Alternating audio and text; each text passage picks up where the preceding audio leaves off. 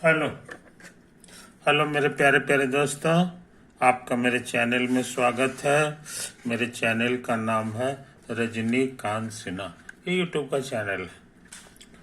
हमारा जो वीडियो है उसका थंबनेल है BIT टॉपर इन ₹500। 500 जमा करो दोस्त और अपने ज़िंदगी का लाजवाब सुख प्राप्त करो। 500 कहाँ ट्रांसफ़र करना है?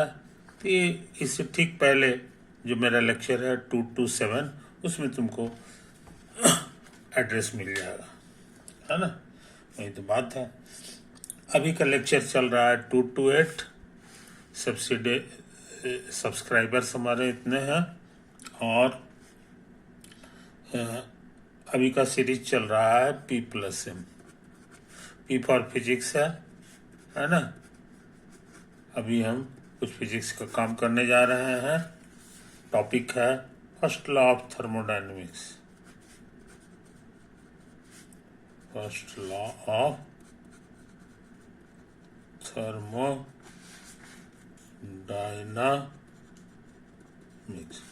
समझे कि नहीं।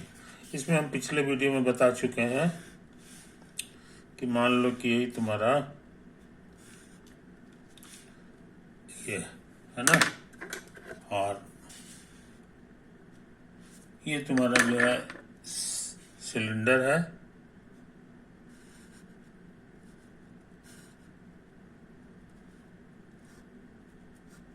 हाँ, ये तो है सिलेंडर और इसमें गैस पार्टिकल्स, इसमें गैस। ये फोटो हमने बनाया है इनिशियल का, शुरू का, समझे। उसके बाद क्या होता है सो समझ लो।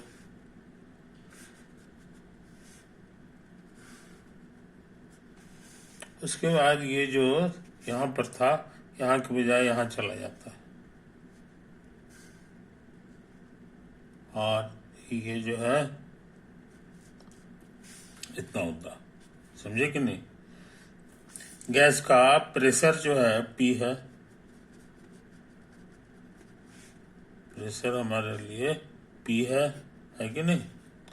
और इसका जो वॉल्यूम है ये V है,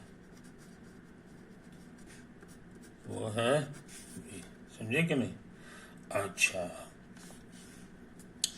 और ये जो फोर्स लगा रहा है ना, ये फोर्स के कारण जो है गैस हमारा इसमें बढ़ गया। इसमें दो कारण, एक कारण और है, इसमें आग लगा दो इसमें स्टोव से इसको गर्म कर दो गैस को, ये तो है ये। तो इसके अंदर जो है हिट गया, इसके अंदर हिट चला जाता है, जरा सा हिट चला गया ये है कि नहीं। तो उसी के कारण जो है इसका इसमें बदलाव आता है और ये एनर्जी के कारण थोड़ा बहुत ये हो जाता है। तो यहाँ पे वर्क डन होता है ना। इसके चेंज होने का मतलब हो गया कि इसमें work done by gas, work done by gas. इसको हम लोग सिंबल दे दें DW,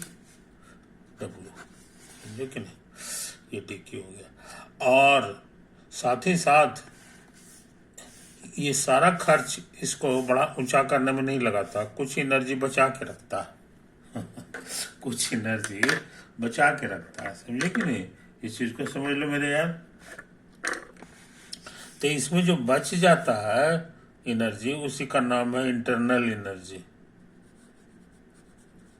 इंटरनल एनर्जी, इसको हम लोग नाम दे देते हैं DU, समझे कि नहीं। ये चीज है। यहाँ आए एक चीज हम बता दें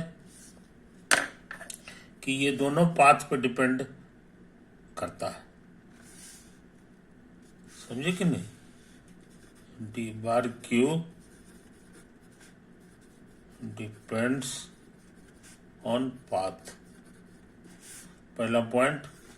दूसरा पॉइंट, ये जो कैलकुलेट होता है वर्क डन, ये भी डिपेंड करेगा ऑन पाथ पे, समझे कि नहीं। लेकिन ये जो इंटरनल एनर्जी का जो चेंज होता है, ये does not depend on path, ये पाथ पे डिपेंड नहीं करता, समझे कि नहीं। और ये किस नियम का पालन करता है, सो भी समझ लो। वो है कि ये जो है डी यू बराबर हो जाता है डी कट क्यू और माइनस डी कट डब्ल्यू। यही है तुम्हारा first law of thermodynamics, first law of thermodynamics है। और साथ ही साथ एक दो और छोटी छोटी बातें हम लोग याद रखते हैं। एक ये कि डी डब्ल्यू का फॉर्मूला है P into D V. P हो गया प्रेशर गैस का, अब ही हो गया इसका वॉल्यूम, ये जो है। तो अच्छे लड़के इन बातों को याद रखते हैं। और एक छोटी सी बात याद रखते हैं, उसका नाम है आइडियल गैस का, पी वी बराबर NRT फॉर आइडियल गैस, और आइडियल गैस, समझे। तो अच्छे लड़के इन तीनों फॉर्मूला को भूलते नहीं।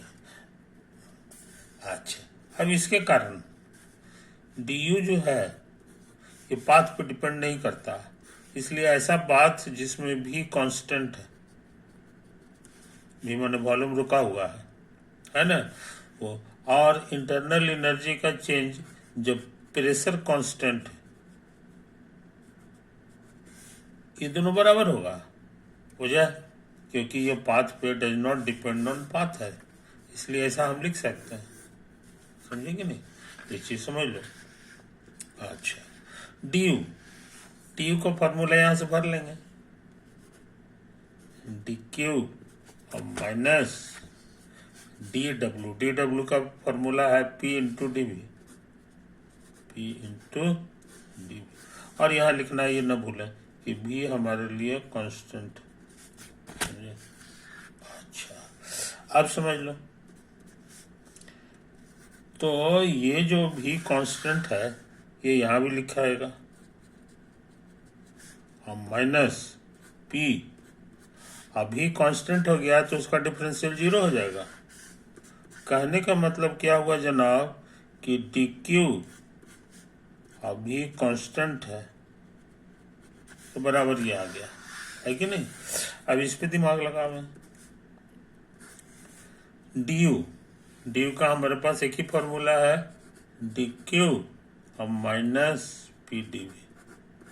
यहाँ इसको उतार दो, v बराबर कांस्टेंट। अच्छा, अब जो है ना यहाँ पर इसको उतार दो और लिख दो p बराबर कांस्टेंट। अच्छा, और यहाँ पे समझ लो p कांस्टेंट है तो कांस्टेंट हम डेरिवेटिव के अंदर भी रख सकते हैं, बाहर भी रख सकते हैं, बाहर भी रख सकते हैं। कुछ समझे कहानी, इसको बढ़िया से देख लो, कुछ अगर छूट गया है तो बढ़िया से उतार लो। ये देखो, यही है, यही है, यही है, यही है, यही है कि नहीं, यही है। और ये वाला थोड़ा इधर तक चला गया है कि नहीं, ये तो आया है।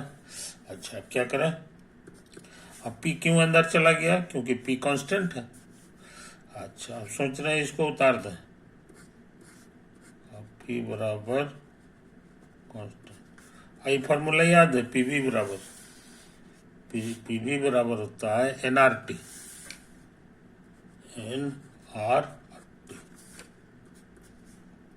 ठीक है। डी क्यू हो गया और पी बराबर कांस्टेंट, ये कांस्टेंट है NR, ये बाहर आ जाएगा और dt हो जाएगा, समझे। कोई दिक्कत। तो ये दोनों चीज को गौर से देखो। अब सोच रहे हैं डिवाइडिंग बाय dt, इधर भी डिवाइड करना होगा, तो डी क्यू जो कि भी कांस्टेंट है और बाय इतना है कि नहीं, तो यहाँ भी करना होगा डी क्यू जो कि पी कांस्टेंट है और बाय डी टी, समझे। माइनस यहाँ हो जाएगा NR, यही है। अब सोच रहे हैं कि एन से डिवाइड करो, डिवाइड बाई एन, तो यहाँ भी 1/n हो गया। इसको बढ़िया से उतार दो, v बराबर कांस्टेंट बाई डी टी। यहाँ भी उसी तरह 1/n D Q by D T, और यहाँ लिख दो p बराबर कांस्टेंट और माइनस r। कोई दिक्कत नहीं, यही तो आया। अब जरा बढ़िया से समझ लो, इसी का छोटा सा नाम है सी भी कांस्टेंट है ना, सी कैपिटल भी कहते हैं, और इसको कहा जाता है called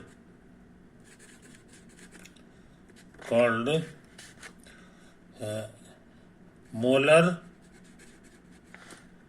specific heat at constant volume. आई बस समझ में। और उसी तरह से अब हम इसको अगले पेज में लिखें, क्योंकि यहाँ पे जगह खत्म हो गया। इसको बढ़िया से उतार लो मेरे यार। सी बी बराबर इतना है, तो सी बी बराबर हमारे लिए हो गया 1/n R D Q, P बराबर कांस्टेंट बटा डी टी और माइनस आर। ये तो आया। अब ये जो इतना बड़ा चीज है, इसी को कहा जाता है, इज डिनोटेड बाय सी और पी, समझे, कॉल्ड, जिसको कहा जाता है मोलर स्पेसिफिक हीट, समझे, at constant pressure, constant pressure, कुछ समझे, यही सब तो नाम है। तो हमारे पास बहुत अच्छा फार्मूला हो गया।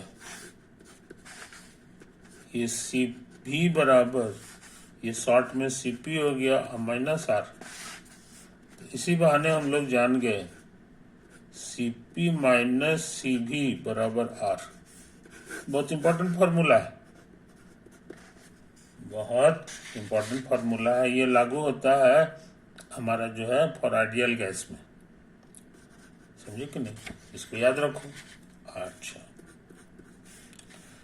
एक चीज और सुन लो, डेफिनेशन सीपी बाई सीबी। यहां से एक चीज और समझ लो बढ़िया से, समझे कि नहीं, कि ये जो चीज आया है और इसमें आर पॉजिटिव चीज घटा दिए हैं, तो इससे ज्यादा बड़ा सीपी है, इससे ज्यादा बड़ा।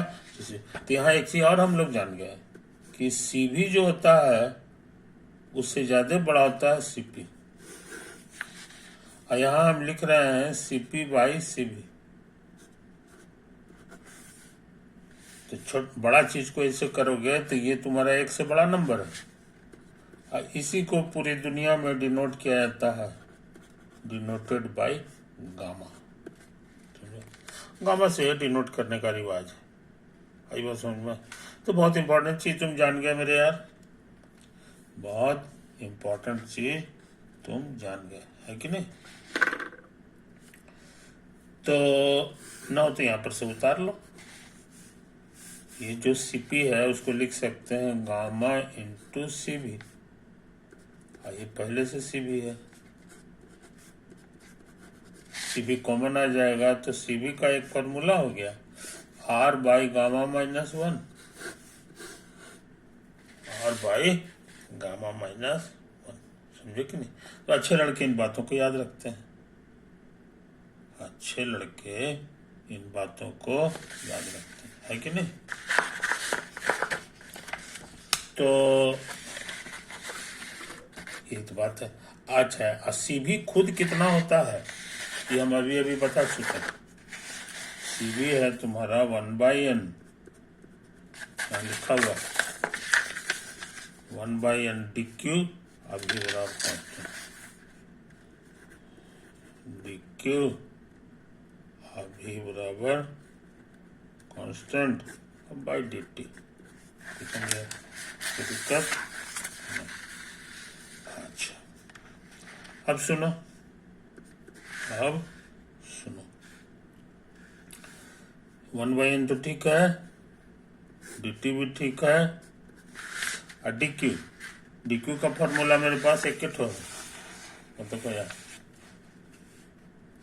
डी क्यू का मेरे पास एक ही फॉर्मूला है, वो है D U plus D W माने पी डी बी। लिख दो इसको बढ़िया,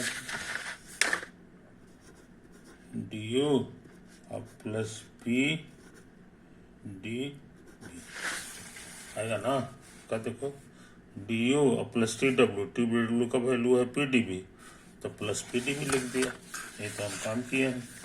और यहाँ एक चीज जरूरी चीज छूट गया, और वो है v बराबर कांस्टेंट। तो v बराबर कांस्टेंट रहेगा तो ये 0 बन जाएगा,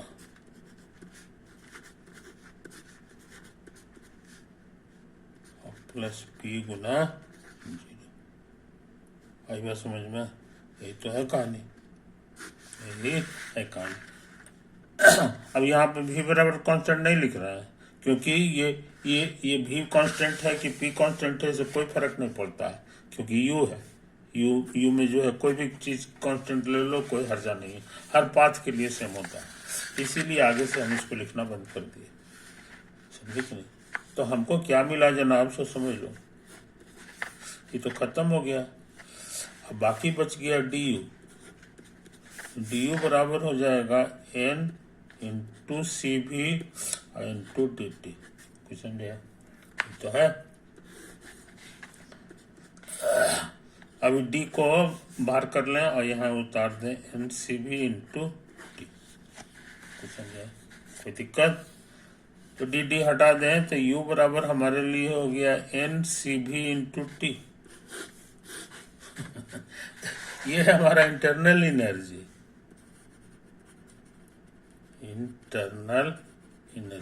और ये है temperature of the gas, temperature. इसका मतलब हो गया ये कांस्टेंट है, तो ये प्रोपोर्शनली टी के है, यानी ये बढ़ेगा तो ये भी बढ़ेगा, ये घटेगा तो ये बढ़ेगा। इसीलिए जिसको हम इंटरनल एनर्जी कहते हैं वो एक्चुअली टेम्परेचर है, जो थर्मामीटर से नपा जाएगा। यही जो है, इसी बहाने हम लोग सीख गए, समझे कि नहीं? ये चीज समझ लो, ये चीज समझ लो, है कि नहीं? अच्छा, इतना ही नहीं, यहाँ पर एक और बढ़िया चीज आने वाला है। ये n हो गया, और CV का वैल्यू यहाँ से यहाँ भर दो, तो तुम्हारे लिए हो गया R बाई गामा माइनस 1, और ये T हो गया, समझे? तो ये कुल मिला के nRT हो गया, और बटे गामा माइनस 1। nRT को P भी कहा जाता है। तो तुम्हारे पास बहुत अच्छा फॉर्मूला हो गया कि du बराबर इतना, du बराबर पी भी बाई गामा माइनस 1। कोई दिक्कत? यही तो है कहानी, यही है कहानी। तो हमारे पास बहुत अच्छा फॉर्मूला मिल गया, बहुत अच्छा फॉर्मूला मिल गया, इसको हम लोग याद रखते हैं। अब सोचते हैं बिना लेट किए हुए कुछ सवाल बना लें, है कि नहीं? एक सवाल नोट कर रहे हैं जिसका कहना है, इसको बढ़िया से उतार लो मेरे यार, है ना? ये दूसरा पन्ना है ना? इसमें तुमको उम्मीद है कि सब चीज़ तुमको साफ मिल जाएगा। ये है, थोड़ा सा इधर घसक के कैलकुलेशन चला गया है, बाकी सब तो ठीक ठाक है, बाकी सब यही है कि नहीं? Okay,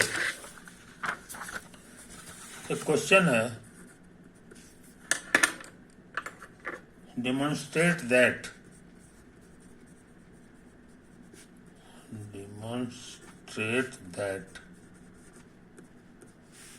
the internal energy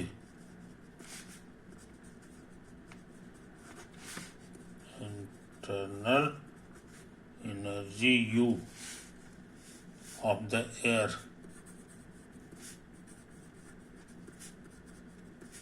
in a room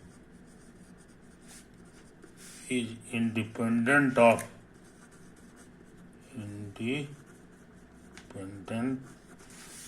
temperature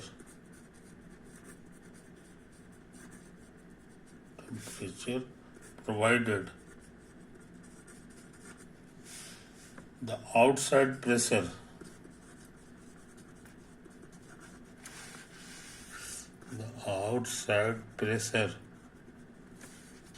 P is constant. समझे? ये तो है। आंसर खोजें।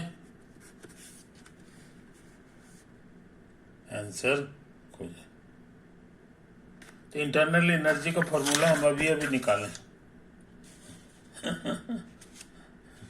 इंटरनल एनर्जी का फॉर्मूला हमारे पास अभी आया है। कहाँ गया यार? क्या है ये? हमारे पास है कि नहीं? देखो यहाँ पर हमारे पास फॉर्मूला था U बराबर NCV इंटू T। कुछ समझा?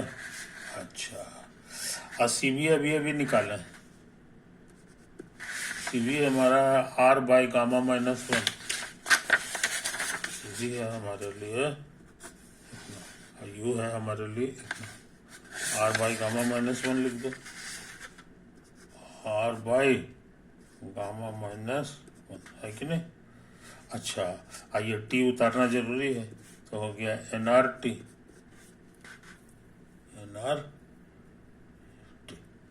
समझे कि नहीं? कहा हम लिखे भी हैं, हम देखो दोबारा बेकार हम कर रहे हैं। ये कहा है U बराबर PV by gamma minus 1। U बराबर सब इक्वल है, यहाँ तक आता है। तो इसको हम साफ सुथरा उतार दें, इसको हटाओ। तो U बराबर है PV गामा माइनस 1। समझे? हमको क्या प्रूव करना है? हमको प्रूव करना है कि internal energy is independent of temperature. यहाँ पर ये देखो, V जो है वॉल्यूम ऑफ रूम है,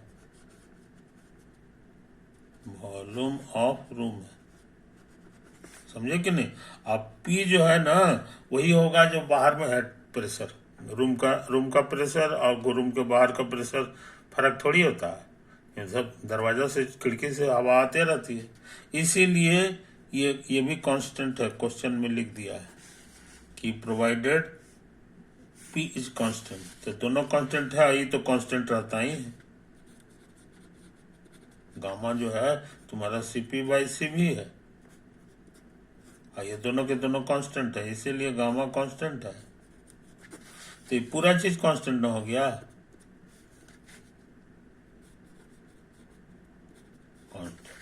समझे कि नहीं? इस चीज को समझ लो। इसमें कहीं भी T नहीं है। शुरू के फॉर्मूला में T था, क्यों का इस फॉर्मूला में, लेकिन इसमें और सब कैलकुलेशन करने के बाद ये T गायब हो जाता है। यही सारा किया है कि U is independent of temperature. Independent of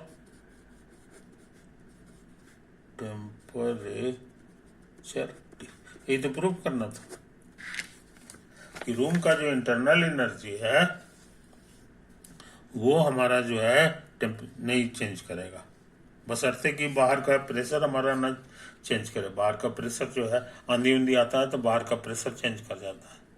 समझे कि नहीं? तो ये चीज तो ऐसा नहीं, आंधी उंधी नहीं आ रहा है तो इसी हालत में प्रेशर बाहर का कांस्टेंट है तो अंदर भी कांस्टेंट है। और रूम की बात कर रहा है तो उसका वॉल्यूम कांस्टेंट है कि नहीं? तो ये होल थिंग कांस्टेंट हो गया। इंटरनल एनर्जी चेंज ही नहीं करेगा टेम्परेचर के बदलने से। समझे कि नहीं? ये चीज समझ लो मेरे यार। तो ये बहुत इंपॉर्टेंट काम कर चुके हैं। अच्छा, अब यहीं पे एक काम हम और कर रहे हैं। सपोज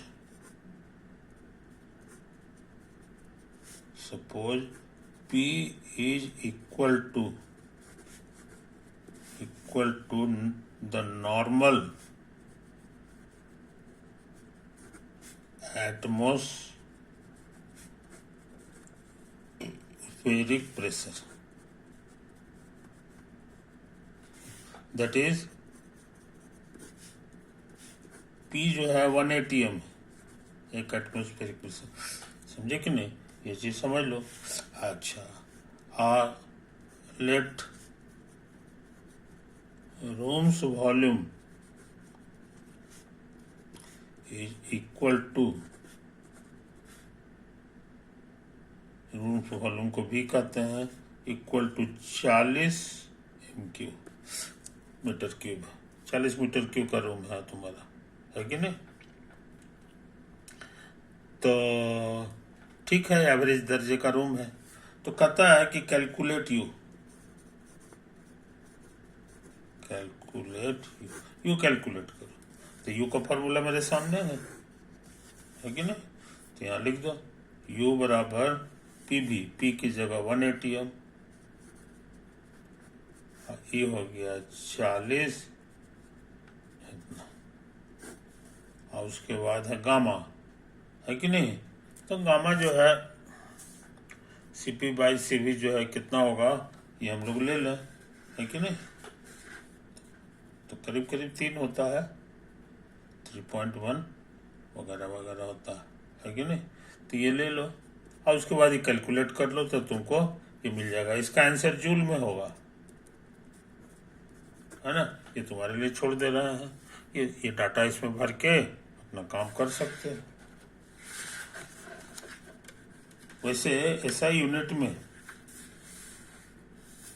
1 atm कितना होता है, ये हम लोग को दिया रहता है क्वेश्चन में, समझे कि नहीं? 1 atm कितना होता है, ये जो है SI यूनिट में भी दिया रहता है, समझे? तो इस बात को समझ लो मेरे दोस्त।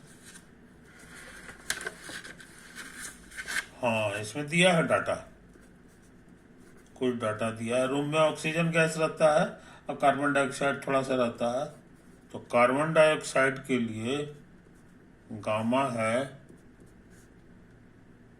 1.3, समझे? 1.3, बस यही तो है। अच्छा, और 1 atm कितना होता है, ये भी जो है तुमको क्वेश्चन में दिया हुआ रहता है। क्वेश्चन में दिया रहता है कि नहीं? तो 1 atm कितना होता है जी?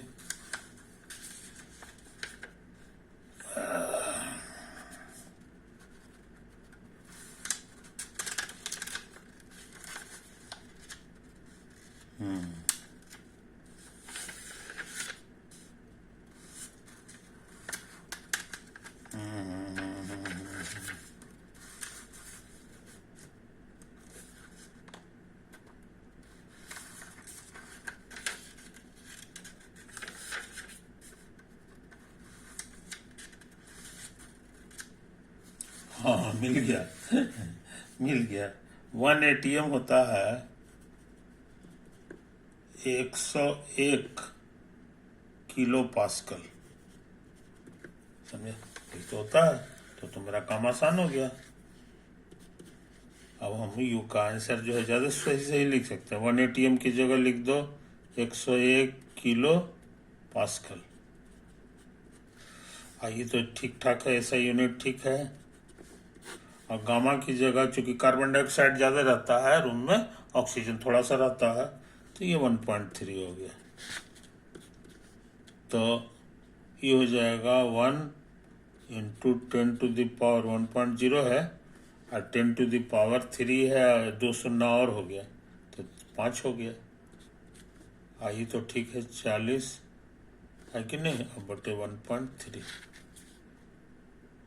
तो हमको लग रहा है करीब करीब ये तो 1 से गुना होकर 40 हो गया। 13 × 39 होता है, 13 × 40 39, 13 × 39 30 हो जाएगा। 30 × 10⁵ तो कहने का मतलब इतना जूल आ गया। 3 × 10⁶ जूल। समझे?